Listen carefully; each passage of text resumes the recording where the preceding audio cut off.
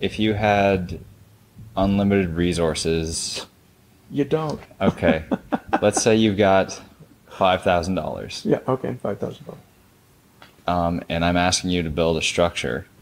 You can place it anywhere in the world, but the structure is an outhouse. What does it look like and where is it? The structure is just the function of taking a shit? Yep. Hmm.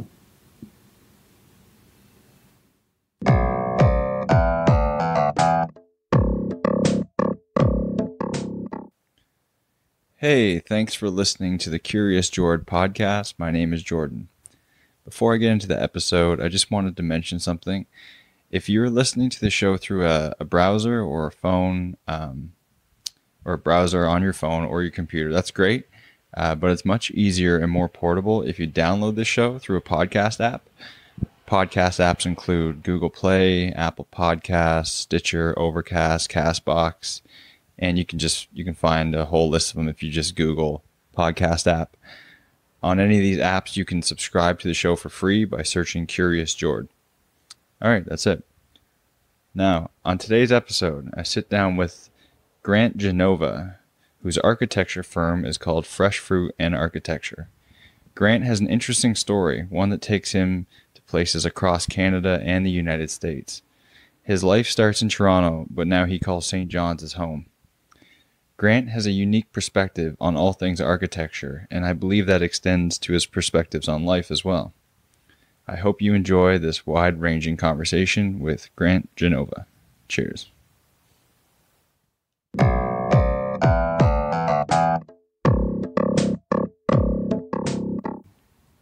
In your business card, you have architecture connects the human environment to the planet by creating a sense of place, volume, light, form, and texture. Yeah, So I just wanted to sort of dissect that a little bit. okay. Let's see where we go with that one. You know, when you're putting together a business card, you have to kind of zero it down. Yeah. And you don't want to zero it down so much that you make statements like, okay, well, I only do post offices. Okay, so you're just like keeping it a little. Well, you want it fluid, and when it comes to the basic things that we manipulate, but there's other professions that also manipulate that. A stage designer is doing the same thing, and I don't see architecture divided in any way, shape, or form. I see it as a constant flow all the way to possibly making a decision that you're not building it. That is a possibility. Yeah. The logic and the data that you collect Yeah. actually says you shouldn't be building something. Okay. Because it really comes from data driven, right? You know, the stuff that you uncover.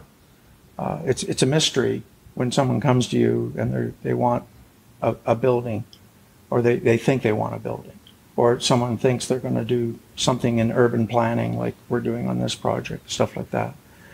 But when it comes to this sort of stuff that, like a painter would take color or texture or add something to the paint and whatever, that statement is trying to address the kinds of things that an architectural type of person would be thinking through to create that finished, if it's going to be a finished product of some sort, a building that people walk through, a building that's going to be functionally doing something. We would hope that if it's done by an architect, it would inspire, it would lift you up, it would, even if it be just your home, it would give a purpose for that window that's placed in that space, that the window has a purpose. Mm-hmm. That's the difference between buying a track home or you know, some local people here would, and they do have it in their ads where they say they're giving you a custom home. It's all lies, because just why would all the windows be in the same position? Is a track home just like a standard? What track home is aging myself a little bit, because in my early career I had to do a lot of Florida developments, and they call them tracks, like, one after another. Maybe I may have designed 5 models, and they got stamped out 100 times or something. Although you try to do your best within that, even, because there's going to be a family in there, there's going to be a couple or whatever. You're doing your best, but it's going through a lot of filters that you don't necessarily have when you run into someone that has seen some of your work, likes your ideas, and they want to work with you to develop their shack. It could be, as simple as that, or they want to redo something as an addition, or they're actually doing a house or something like that. Okay. Yeah. So to get back to the card, it's like just trying to define the basic elements of what an architect would manipulate in order to create that finished product. It's not addressing the whole process, because I actually think it's more based, especially nowadays, more based on the process that you use and how creative that is in order to get an outcome, because we've kind of hopped in the world of imagery, like because of the internet, you know more about the world than ever before, and so you know visually about the world, and so you've probably seen you've seen more buildings, I'll call them groovy buildings, than a client that I had in the than a client that I had in the 70s. Yeah. A lot more, so much more. It's crazy. Yeah. This may seem like a silly question to you, but why do you think that human beings want to be in a nice space aesthetically? Why do you think that need exists?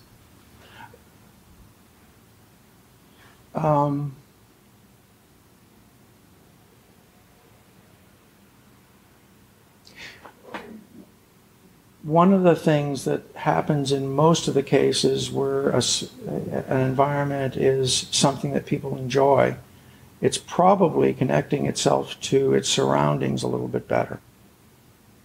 Now, that could be dramatic, meaning you're looking out on an ocean site, but it could be also uniquely a small apartment, postage stamp apartment in New York, right? And you walk outside, and the outsideness and the insideness are all come together, right? So probably there's a desire for that. It might be even primal, that we are supposed to be outdoors. We're still on the earth. We haven't burnt it all up yet. So there's that. I think some people, though, because I've done some environments that are a little off the norm. Okay, in what way?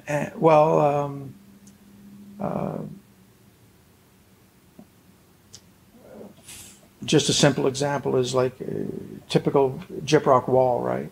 I've done them in a way that it's punched in small squares, voids, the whole wall, and it's curved, and it sits in a space, and so it's dramatic, right? It's like something that someone has never seen before. You'll get 2 different reactions primarily from that. You'll get someone that I've been told this, I can't live in something like this. I love it, but I couldn't live in something like this. Like they're at a party, right? Because many times an architect will have a party in his own space or something like that. So they'll make the comment that they really have enjoyed themselves and they love it, but not to the degree that they would want to live in it. Because there's something about people, in most cases, from my experience, don't want to be any different than their neighbor. So if and that's why classicism is still out there. Matter of fact, most people think that that's the only architecture that exists. When they get hit with something more modern or Bauhaus or something like that, they don't even understand it, and they more than likely don't want anything to do with it. Yeah. Yeah. You were mentioning before when someone comes to you and wants you to design or build something, depending on the data, you might not even build it. Like Yeah.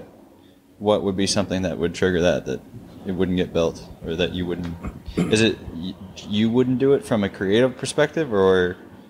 No, it probably it wouldn't apply to someone that comes to you. We'll just use you as an example, and you've found a piece of property, and you want to build a small cabin, and you want me to join as a. And I believe I believe in every single thing that I have ever done. It's always collaboration. It's either collaborating one-on-one with the client, or it truly is a team of people that's being brought together through my whatever thought process that's going to go and do it, because things get complicated. More than likely, we wouldn't be making a decision not to for you, because you bought the land and you're going to. Where the possibility of not comes in is it could be a federal government deciding that they need more post offices, and you get into the study of that. Get into the study of their flow pattern of mail. They, all those issues that are part of doing post office networking, the whole bit, because that's what we get into. And it's found out that it would be better that all the post offices that exist should increase their efficiency by this process, and that's a decision that you don't need the other post office. Isn't that something that the post office should know before they come to you, or? No, that's something that a lot of people don't realize architects do. Oh, okay. We're very analytical. Yeah. And we have to be, because you can realize the complexity of just doing a person's home to the level that it should be is highly complex. So the amount of variables that go into doing a factory, matter of fact, in some factory cases, it's not even as great as what goes into a home if you're truly trying to design for that person, right? Yeah. I mean, nowadays it's gotten so subdivided with experts, like, because architectural education was always a generalist type of education, specific to built environment. But we needed to know absolutely what plumbing was all about, absolutely what air conditioning was all about, absolutely what structure was, all that. But you would be bringing those expertise to the table, and you were the umbrella over it all, because someone has to be able to, what I call, synthesize it all right together. Mm-hmm. We've gone through a period of time that experts are more important, and that's part of the damage. It's like in this province in particular, there's like engineers making decisions that they shouldn't be making, because they don't have one course in dealing with a human being. Yeah. And they go off on making space. And they have nothing in their curricula or their experiences about dealing with humans' perception, how people might be in the space, how they function in the space, stuff like that. Yeah. I assume when you're walking around a city or a neighborhood, you've probably got your architecture lenses on to a certain degree, right?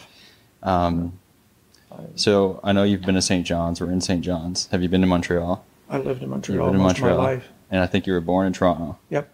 So let's just say you were walking through Toronto or Montreal or St. John's, and you had to assign, so you're walking around looking at the buildings, and you had to assign one word to describe Toronto. What word would you use? And I'm gonna ask you the same for the second two cities. First of all, I think every architect should be this way, but I don't know, because we're all slightly different. We go through curriculum that's very similar, because it is all it's all accredited under one huge organization, right? I mean, lots of people don't realize that, but the courses that you take are reviewed, that university is reviewed. So we go through the same, very similar types of courses. We have to do apprenticeship. We have to pass a national exam. So we're funneled in. That's Canadian. And American. It's the same. North American or like worldwide? North American. Okay. Well, worldwide too in a lot of aspects, but yeah. They'll always have different categories. But okay. One architect to another, you can trust the fact that, just like one lawyer to the other, you know your stuff, right, in terms of that. So if some architect said to me he's just looking at buildings, I would say, you're full of shit. It would be, you're looking at the progression of space, whether it be interior or exterior, whether it be a small little alcove, like the experience of how the perception of all of that's happening, the people around you, what are people doing, all that. And I think in most cases, most architects would be just always observing. We're not good to live with in that respect because we're always observing, right? Yeah. But to say, like, I was born in Toronto, I remember it as a child. I've always returned to it because my dad's family, so my cousins are there, and they've always taken me to other places and whatever. And I, because I was, as a young kid, meaning from infancy on, my world was Toronto, Montreal, Quebec City, Chicoutimi. Where's Chicoutimi? Arvida. It's north of Quebec City. Oh, okay. Through the Laurentian Mountains. I'm from Scarborough, actually. Okay. Yeah. Okay, so that was my world, and my father, although he probably should have become an architect, just because of some of the talents that he had, that he showed me that he did when he was 15. He grew up in the fresh fruit business, right? There was no way that was going to happen, but somehow, without pushing me, he influenced me enough because he took me to the Empire State Building when I was 5 years old, and I just returned there just a month ago. Yeah. Just to kind of revisit with him, although he's gone, and I hadn't been back. He was always excited about buildings and urbanism and that. So that's in you. And Toronto to me is always in comparison to Montreal because I was always seeing both of them in a very intimate way. Mm-hmm. And Montreal, if anyone says this is wrong, it's bullshit, but Montreal was way ahead of Toronto. And it was only because of the separatist movement that they got pushed back. Way ahead in an architecture sense? Oh, wait. Montreal did Expo 67. Toronto wasn't even close. And Montreal brought in its new metro system, rubber wheels, some major things. Geodesic Dome was built in Montreal. The major stuff happened in Montreal, and then it got slowed down because of French-English issue, right? And then all the money of the larger funds or whatever, they all vacated out of Montreal. And where did they go? Toronto. Maybe some went to Vancouver, but most of them Toronto. Mm-hmm. And it gave its life, right? The interesting thing about that, for as long as I've been on the planet, which is a reasonable amount of time now, is Toronto is suffering from that now, because their growth and the way they've done things has been unbridled. They didn't have any issues pushing them around. The slowness of what Montreal had to do, I think Montreal is now going to come forward with being a more livable city in a lot of its areas than Toronto's. Yeah. And I think this may sound peculiar, but that's part of why there's a lot of shootings going on. I know it's a direct relationship, because these people that are a little mixed up are also in environments that aren't very healthy. Okay. That's a challenge for Toronto now, is to try to, from an architect's point of view, an urban planner point of view, how do you start correcting some of that, sensitizing yourself to that, because there's been way too many. What would be some steps to make a city more livable and less dangerous for the mind? Or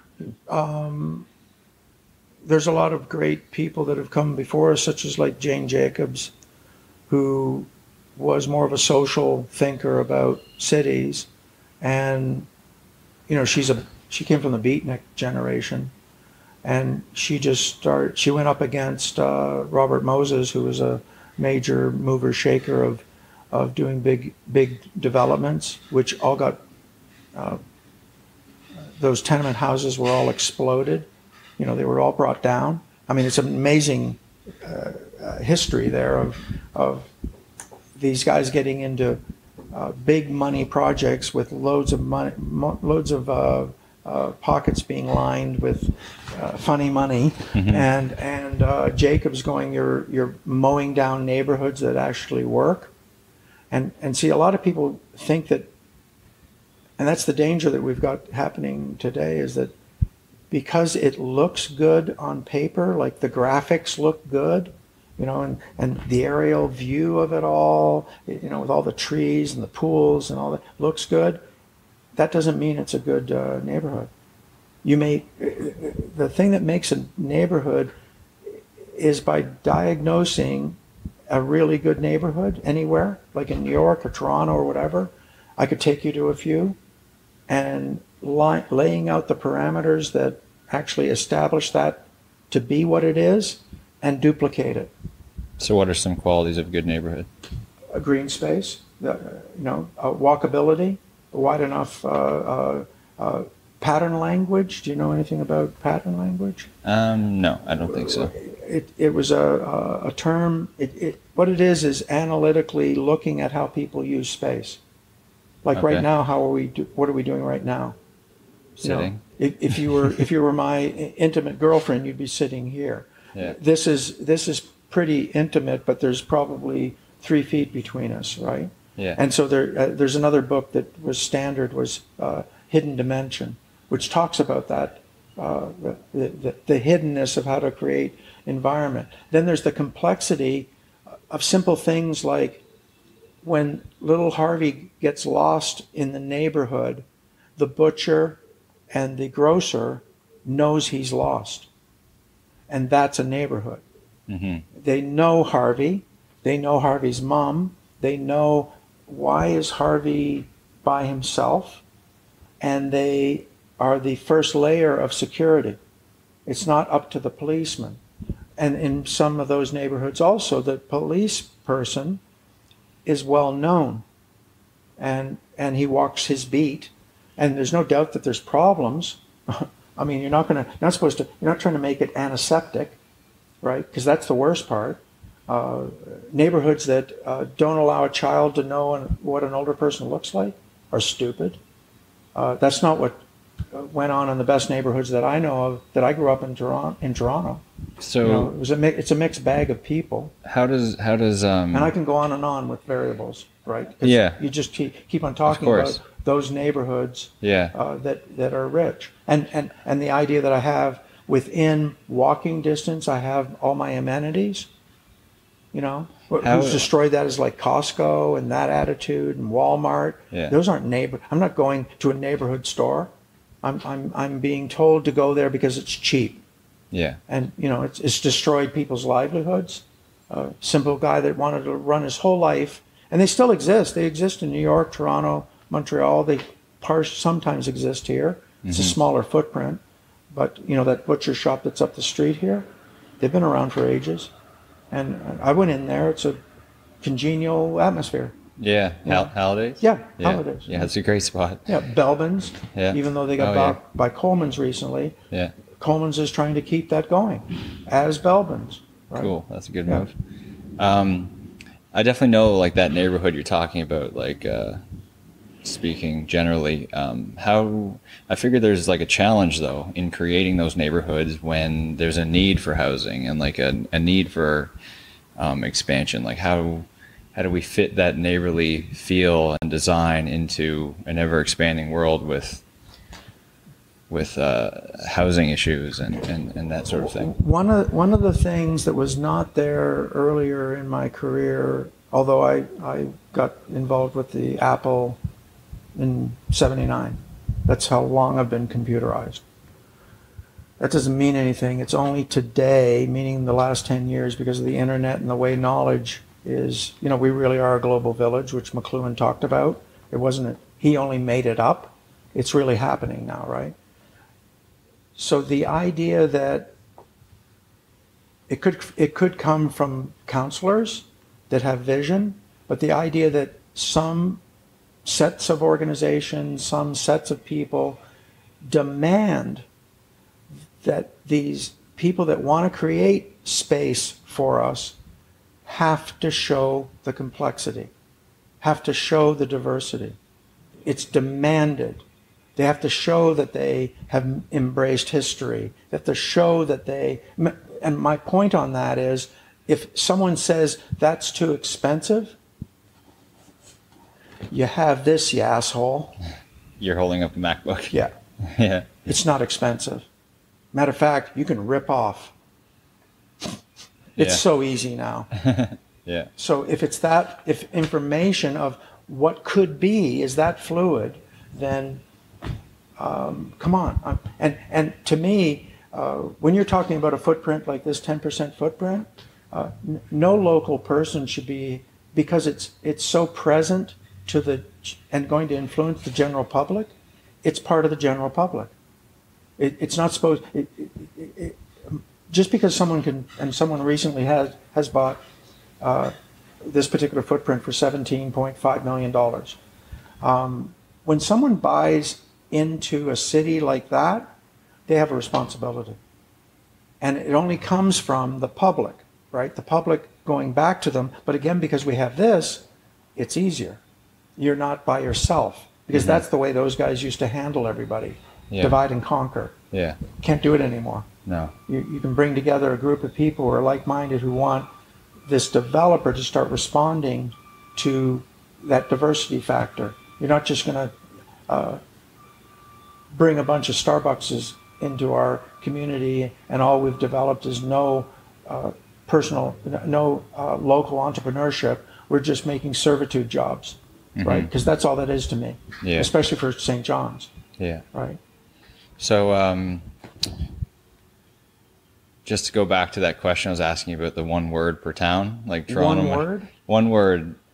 Like I'm so curious. And you gave a good explanation for not giving one word because it's so complicated. I guess I'll take the challenge. Toronto, deadly. Deadly. Yep. That would get me to talk about a lot of things to do with. It's funny you use that word deadly, because here in St. John's, deadly means good. I know, but I don't mean it good. You don't mean it in the St. John's way. In Montreal, I think it really is an example of livability, even though it's still got the politics. Is that your word, livability? Livability. Okay. In terms of how it's functioning and how people seem to embrace it. And St. John's would be the hope that we can evolve into, it's a hopeful point of view. I always use the word void, the void that we're going to fill, because we are going to move forward for once, right? Major, because of it's got a lot to do with you guys. It's got nothing to do with my age group. My age group they're all retiring and playing golf. But you guys are showing, I hope you don't give up, but showing, and again, because of this, it really has, the fact that you can have a business anywhere in the world, and actually, so the connectedness of the factory town, or the factory's got to be in the city in order for me to be there, it's all gone. Yeah. We don't even need office towers anymore. In reality, right? It's purely the portability of this, and where do you really want to be? What's your physiology that's causing you to? I like this weather patterning better than anywhere else, as long as maybe I get away for 2 weeks in the middle of winter or something. I don't know. Yeah. And we don't have a bad winter. Montreal has a bad winter. Yeah. Just to go backwards in your timeline a little bit. You were born in Toronto. Your company's called Fresh Fruit Architecture. Fresh Fruit and Architecture. Yeah. My bad. Yeah. And what's the reasoning behind that? It's on the business card. It was actually the real story behind it is that my first wife and I, because she was also an architect, we're sitting around in the early 70s trying to come up with a name for our firm, because we're going to start practice. And, she's coming up with, well, you got to name it after our names. And I just couldn't get my head around that. And so all of a sudden I come up with just, leap of insight, call it whatever you want. I said, fresh fruit and architecture. And she no way. Yeah. What are you, stupid? Really came down on me heavy. Anyway, we broke up. Not because of that. Okay. We broke up. I stuck with it. In my early days of having it, especially in Florida, I was asked which one's the fruit loads of times. And I finally got into, well, I think that's your problem in your perception of the world than mine. And then, this is about 5 years ago, I run into my first wife and in San Francisco, and we're out with some friends from the old days because we went through school together. And she turns to me and goes, I really like your name. I don't know what to tell you. All I know is that when I did say it on a whim, but then when I started getting into it, knowing my grandfather, my dad's father, and that he peddled fruit and vegetables on the street of Toronto, I just built a story around. I know he lived the last 5 years of his life in my bedroom in Florida, because that's where we lived at that time. And I just felt like he was a very careful guy. And in order to, to get a reputation that your fruit and vegetables are good and, solid stuff, you have to be careful. And I just thought, well, that's not a bad approach to making buildings, because they had educated me enough that I wasn't in the fresh fruit business anymore. Yeah. And it's also, people don't forget it. No. So, and the fruit bowl that's in the logo comes from the invoice that was in the original store.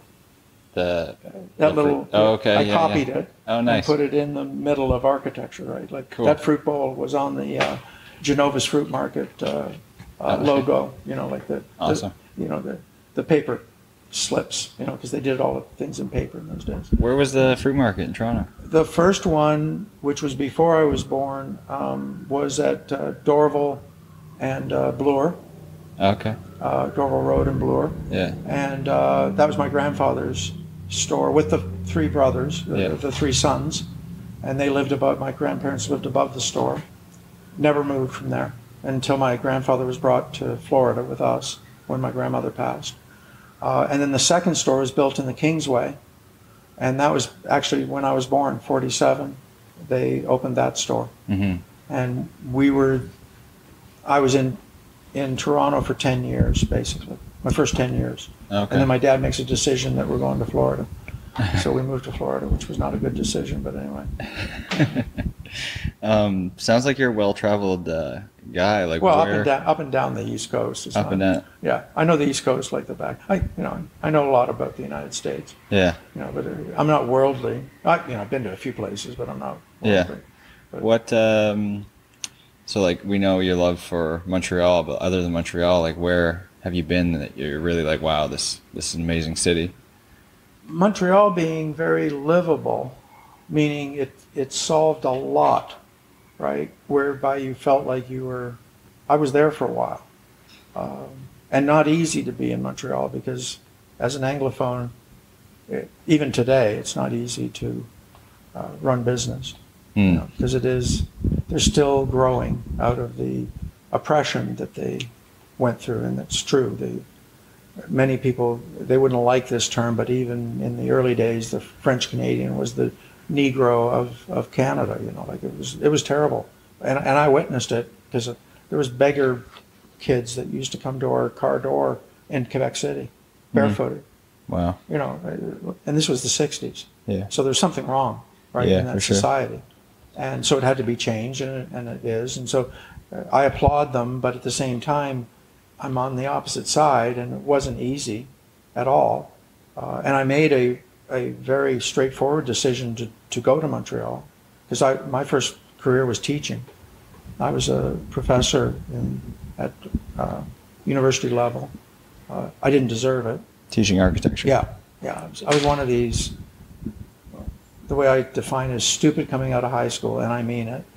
I find architecture, and then all of a sudden I'm excelling And then because I'm excelling, I get all these offers, like you should help in this studio, you should teach some courses, and I'm just going along for the flow. Yeah. And then all of a sudden, I guess about 8 years into that, I was waking up with cold sweats, and I thought it was a friggin'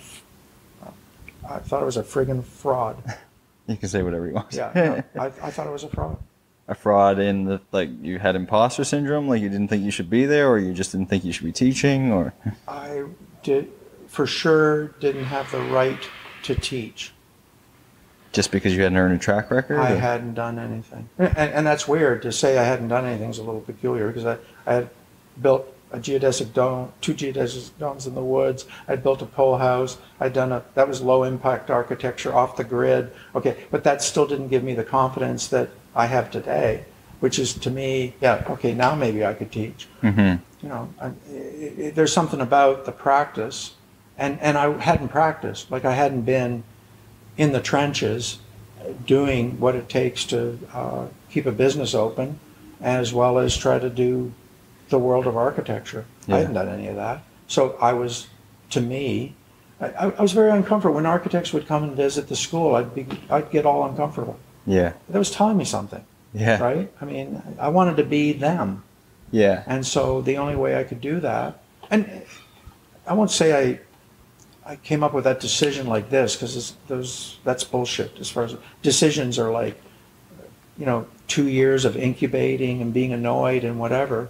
But one of the primary people that influenced me at that time was, and he's passed away, but he is the postmodern. He became famous postmodern architect of the United States, which is Michael Graves. And architecture goes through fads, and he was premier. And I knew him at the time when he was on the ascension. And I actually was in a workshop with him, one of his underlings, and after that 1 week experience at Cranbrook, I asked if I could talk with him a little bit, like as a young guy to this older guy, and he actually was a professor at where was he? Princeton, and ran a practice. So we go walking. We were at Cranbrook, and it's an idyllic campus with pathways and everything, and we're walking along, and he's my mentor, so to speak, right? And I'm rattling away like I've got it all figured out, and I'm going to be like you, and he's listening to me or whatever. He hardly knows me really, but I'm laying it all out, my future, and he goes, Grant, you can't do that. And I go, what? No, you got to go into practice solid. You can't be teaching as well as practicing. Startled me. Yeah. Right. I thought I could, play the two sides of it. Yeah. That's not what he said to me, and he was absolutely correct. Only because I just feel it. I don't know exactly, and there was loads of reasons why I got out of teaching. Yeah. One of the primary ones was I was in, because I helped start a brand new school of architecture, one of 3. And again, had no real credentials for that. It was just happened to my life. And my dean, who was put with us, there was a dean chosen from Buffalo and 3 from Florida, which was the faculty. And the school starts with 90 students in Tallahassee.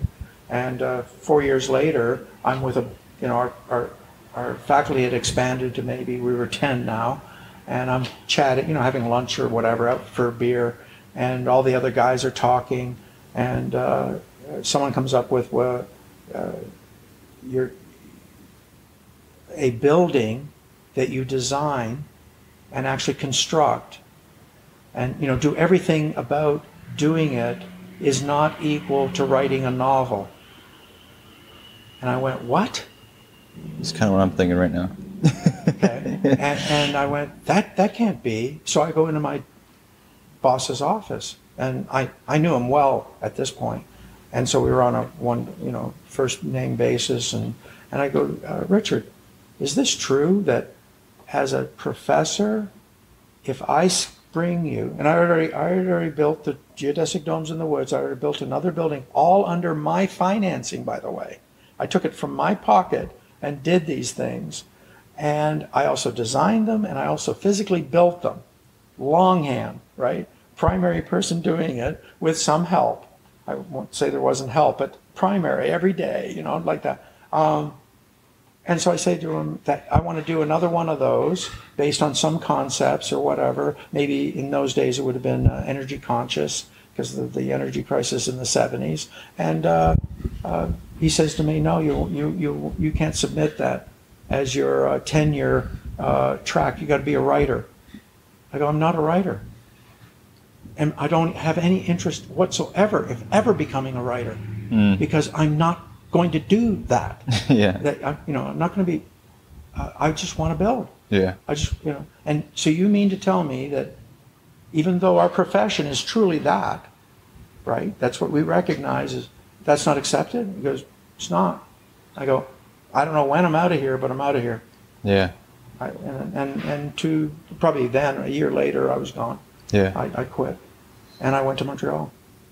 The geodesic domes that you've mentioned, for someone who doesn't know, what is that? What does it look like? What's the function of it? Most people know the Expo 67, which is now called the Biosphere in Montreal. It's a triangulated dome structure. It's it's all a bunch of triangles basically, and it makes a enclosure. And loads of people think because it's Miss whatever they call history. Buckminster Fuller was the inventor, but the geodesic dome was actually found through Zeiss, who was the optics people, camera people. Oh, yeah. In the 1920s, these guys were magnifying, and they saw it in nature, in this little plant. They saw this dome, and it was all triangulated. Oh, really? And there's a picture in, I think I have the magazine, it was called Shelter, or Whole Earth Catalog, I can't remember. But there's a picture from 1920 of these guys. They decided to build it. Yeah. And they built a structure that is triangulated, and that's why it stays up. Oh, okay. That's the main feature of it, that it supports itself. What Bucky Fuller did is he created the math behind it, because there was no math, right? And so he's the inventor of the math. So that if you want, like there was a very popular book in the 70s called Dome Book, and you could look at that book and read it and go, okay, I want to build a 35-foot diameter dome, and I want a frequency of 5 feet. Frequency meaning the distance of the side of the triangle. Okay. And then it would give you, because domes are peculiar because they constantly are trying to turn as they go. The connecting piece is a double angle. It's a double angle. It's not a single angle. It's a double angle. Okay. It's going off into X, Y, and Z. Yeah. Okay. So he did the math behind that Gotcha. Would allow you to, for instance, of the two domes I did 3 in total because I did a garden dome, but the smaller garden dome, for instance, I had to do it through a radial arm saw, because a radial arm saw, you can bend it this way and bend it that way and cut, right? So Parallel you get a double and diagonal. angle. Yeah. Okay. You get a double angle so the joint comes together as a double angle. Without getting too complicated on the math, like how would a geodesic dome and an igloo vary? Not by much. They're very similar. Kind of the same, like physics. Yeah. It's based on the same thing, where the whole thing is in tension and compression. So's the ice cube. Like the pressures around, if you were to diagnose what's going on structurally, and what they're doing is slowly shaving a angle into the ice as it goes up. And of course, what a lot of people don't realize is that they're fitting it's not perfect. No. But it's perfect enough that it looks like a dome, and nature's not perfect either. Nature's always off. It's not perfection's a man-made thing. Do you know what that plant was where they discovered the geodesic design? But magnification ended up getting very serious after 1920. Yeah. And so most recently, meaning the last 20 years, they actually named that structural organization of three-dimensional geodesic. They named it buckyball. Okay. And it's the base structural component of everything when they get into it, right? Yeah. When they get into the fiber and how it's actually being held. If you magnify it far enough, you get to a buckyball. Why don't you think there are more geodesic domes being used? Like what? I kind of feel like it's one of those things that's cool in theory and it's amazing how it all stays together, but it's ugly looking. Like that's what I would say while they're not around. But what's your opinion? The biosphere in Montreal is not ugly. When it's carried through, and the domes that we did were not ugly. Where the domes get ugly is where someone takes a geodesic dome only to its structure, and then they start trying to put square windows in it, and they're trying to take stuff from Home Depot and apply it. Yeah. Rather than, like, we actually went out of our way and made triangular windows. It's called integrity, but it's like we tried to keep the integrity of it because we wanted to execute it to whatever. The problem with them is when you take it to that level, they leak like a sieve. Oh, okay. And that's today. You probably, with all the new polymers and spray stuff that you have on the market, which we didn't have in those days, you probably could seal it all with no trouble. So there's, but the reason that most geodesic domes are perceived ugly is because the person doing it only understands that it's a structure and not an aesthetic, that you need to maintain it all the way to the end. Like in nature, right? Nature does not decide to make something triangulated and then come back in and put in square windows. Mm-hmm. Nature doesn't even have a square window. It comes back, it finishes it for purposes of water, whatever, yeah. Integral to what it's trying to be, yeah. Which is a triangular thing. You'll see people gyprock it all or whatever, not expose the structure. It's really cool when you walk into one and it's all there, But that's tedious to most people. They wouldn't do that level. They wouldn't carry it through to depth, and to most showcase people, it. yeah. I mean, the craftsmanship level of where we are today compared to where we were, even in the early 50s. Most of the people, if they can't find it at Home Depot, you can't get it done. And so who's designing? Home Depot. Yeah.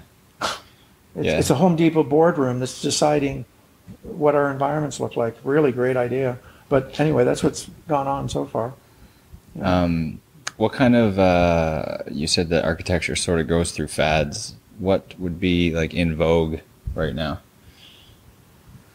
Ooh, boy. Well, there's the star architect. What's that? Guys that get a lot. Just like celebrity architect guys. Celebrity stuff is. What's that? Is that Danish guy? The celebrity stuff is probably the most in vogue thing right now. Oh, okay. And I, as you know, it's everywhere. I think in everybody's field, it's kind of annoying because there's 3% that are that, and then there's 97% of us just. I don't want to say trying to make a living. We're trying to do good stuff too, but we'll never get any press on it. And yet we keep on trying to do it. Yeah. So, and that's true of some really dynamic artists, podcasters, you name it, and you won't get the credit. You just are committed. Mm-hmm. So we're in the age of that flash that seems to be more important. And I think that's going to dissolve quickly. Mm-hmm. Because that stuff does dissolve quickly over time, and if people will be more serious about it, or whatever, I don't know. Yeah. I mean, the building we're in right now is on Harbor Drive in Newfoundland, and it's got. Well, I want you to describe it. I could describe it, but I want you to describe what the outside looks like. Ugly. It's. Is it ugly? It's ugly with a lot of potential. And it's more. I've warmed up to it because I've had to be inside it. I moved into this project. The former owner allowed us to occupy. It was kind of weird. They allowed us to occupy the building. And that's a little peculiar because usually when you're studying a set of buildings, the architect's not allowed to move in.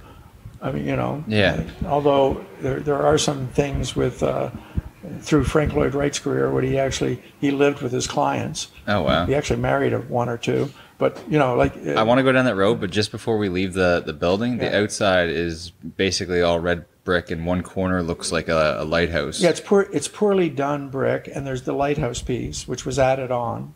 Oh, the upper floor, the floor we're on, was added on. We know that historically. Plus, it's got a mansard roof, which is kind of so-so. But it's amazing in its sighting, right? It's got one of the most spectacular views of the harbor. Oh, it's incredible. That you could. So, in terms of the total, what makes a building, it's not just the look on the outside. It's also what's happening inside. What's it doing? And there's so much more things that could happen to the building to make it better. It's doable, right? Yeah. Yeah. And it was at one time an original fishing merchant fishing building when it was a 3-story building through the Neal family. The Neal family, Mr. Neal, who was the last occupier from the Neals of this building, is a 101-year-old man who I still need to go and visit. But, they ran this as a family thing to do with the wooden boats, because the wooden boats were right here. Yeah. Right. The parking lot wasn't here. The water was here. Oh, that's right. Yeah. And that's something we uncovered since we've been here, and we're trying to bring back as knowledge to young kids, for instance, in St. John's don't even know that existed. It's all lost. They see it in pictures, but they don't know how it was connected to the real environment. Yeah. Because it got mowed over. Yeah. You mentioned Frank Lloyd Wright, probably one of the most famous architects of all time. In North America. Okay, yeah. Yeah. What do you But he is amazing. Anyone who's unfamiliar, you can just Google and you'll see like his houses and stuff, right? Yeah. What are your opinions on his work? My biggest opinion about Wright, he had an amazing career. I mean, that's where I get I loved his work. I mean, anybody that says that there's something weird about it is a little crazy as far as but I'm not a Wrightian, right? I'm where I think he, and loads of people don't talk about him this way, but he was interviewed by Hugh Downs. And Hugh Downs was, Barbara Walters is the more famous person. But at one time, Barbara Walters and Hugh Downs, I think they ran a program called 2020. It was a well-known program on television and radio. And Hugh Downs is interviewing Wright when Wright is probably 2 years from dying. Right? Because I think he was 93, something like that. And at the end of the interview, because Wright's career spanned from the 1880s all the way to 1959. And he was thrown aside a few times, and he came back in different ways. He was insulted. I mean, he was constantly, in a weird way, reinventing himself.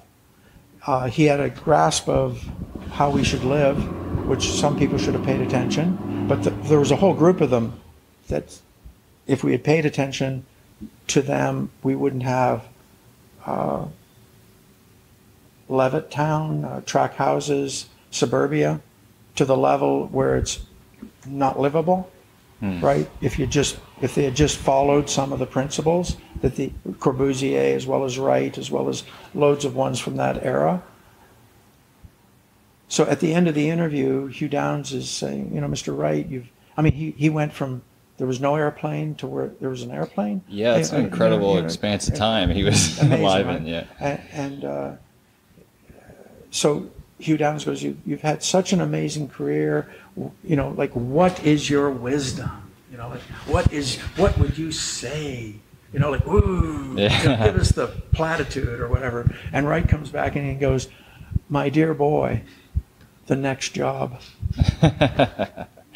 That's awesome. That's who he was. That's really and cool. And that, to me, is more powerful than anything he ever did. Yeah. Because you run a life, right? Yeah. I mean, this guy, I've done a lot of reading on him and Corbusier, like real serious, in-depth reading. And loads of people don't realize, but he gets involved with one of his clients because he was fed up with his career, early career, which was already famous in Chicago. He's frustrated with how he's being boxed in. So how does he handle this? He does a scandal. What's the scandal? Got him involved with one of his clients that was married. Yeah, I guess that would be scandalous back then. Totally scandalous. Yeah. and he was thrown out of Chicago. Oh, so he goes to Europe. And he did a bunch of drawings and whatever, and did this monogram stuff that's famous because he influenced the modern architects that started happening between the two wars, because that's when that happened. Lots of people don't realize it was then. Like all this stuff that young architects claim to be, they've found the Mecca or whatever, it all came from that period of time. It got turned around because of dictatorship. Hitler and Mussolini, they went all back to classical architecture, right? But if you look at 1919, it's a period of time where you've got the Bauhaus, De Stijl, Corbusier, Wright. They're stripping all this ornateness off the buildings, throwing it aside. They're putting trees in the middle of the buildings. They're making them livable with courtyards. The windows mean something. They've got in Villa Savoie, which is done by Corbusier. You enter the building with just 2 cars and a bathroom. You go up a spiral staircase and a ramp, both for vertical circulation. You come up to the first floor of functional, of course, living room, kitchen, whatever. You climb all the way up to the rooftop, and you have a rooftop garden. It's his house. Yeah. It's how people should live. He called it the machine for living. Oh, cool. People mock that word today because they go, "Oh, he wanted to put us in a machine." No, he didn't. He was on the edge of the airplane just came on board. So he's going to be talking in terms of the machine is amazing. We've got to, yeah. Just like today, I guess we got to embrace hip hop. I don't know. Yeah, it's interesting how each generation will adopt the modern technology as a simile or a metaphor for how we should live, or like the brain is a computer now, or I guess it used to be a steam engine. Exactly. Right, and he was just using the topical word. Exactly. I love that phrase though, the machine of living. Yeah. That's cool. And so Wright's of that same time, and he's outcasted from Chicago. Then he returns, and then another thing happens to him. All the so-called newer architects, including one person I hate, is Philip Johnson.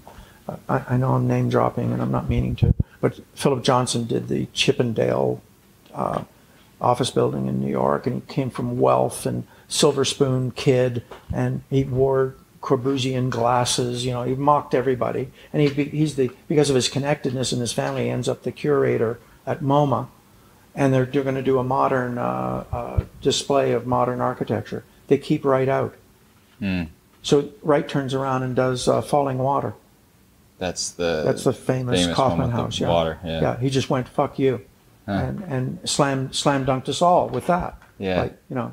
And then you always get the people going, "Oh yeah, well, wasn't he a tirade? Wasn't he a monster? Didn't he think his point of view was the only point of view?" I go, "Would you please scratch the surface a little deeper? He was a human being, number one. So don't forget that." And I know for a fact that he was more hands-on than people gave him credit.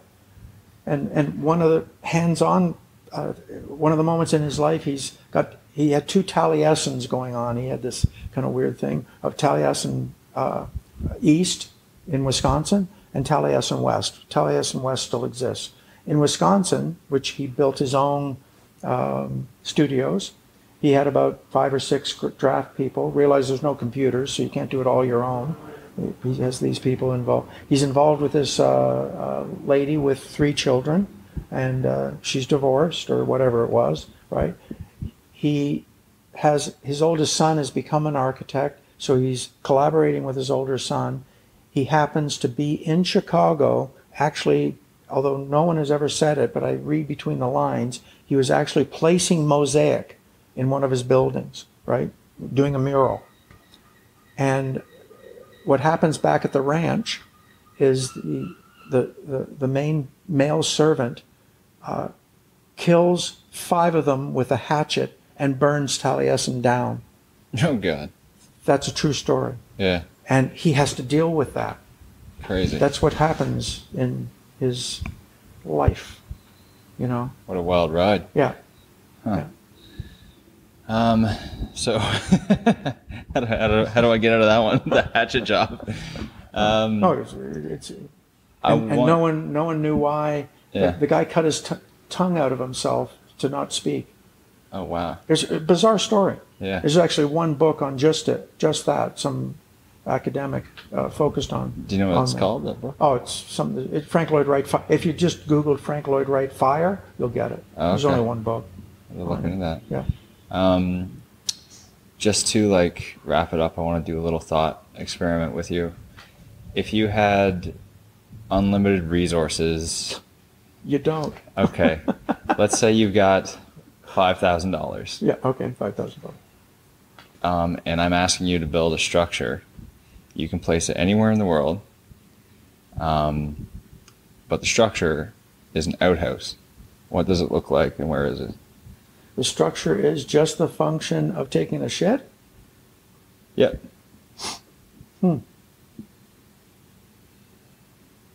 Well, I'm here, which is the rock. Newfoundland. And I just recently went to Paradise, and I don't mean this paradise, I mean Paradise by Petit Four, which is out on Heritage Run. Have you ever been out that way? I'm not sure I have. Southeast Bight, trying to remember, Marystown. Okay, the spine that goes to Marystown. Yeah. And I was on a ferry. The ferry going to where I was going was late at night and was foggy, so I didn't see anything. But on the way back, and my answer would be, in rock formations, I can see structure, like sitting there, just like, because what's interesting about buildings is that they're foreign to nature, right? But I love the fact that I could create a structural platform within the rock, so it's suspended, and on that is the function of taking a shit. Pretty minimalistic. Yeah. So you don't even need to spend any money. In a sense, I'm not putting in any foundation. I'm getting away from that. I would have to, create the structure, and most of the challenging part about that, when you start processing it the way that I have to, is like, how would you actually build that? How would you physically pull it off? And that's interesting in itself, because it's a lot of pulleys and drop ropes, and and anchoring that is not your norm. Yeah. But it's doable. It's very doable. Right on. Yeah, it'd be fun. I think that's a good image to leave in the listener's mind. Yeah, and definitely it would be painted a color. the little guy. Oh, so, yeah. Yeah. Right on. Okay. That's awesome, Grant. Thank you so much. Okay, thanks. I hope you enjoyed that conversation. For any and all past episodes, be sure to search Curious Jord on your favorite podcasting app. You can also find me on any of those time-consuming and soul-sucking social media platforms by searching Curious Jord Podcast.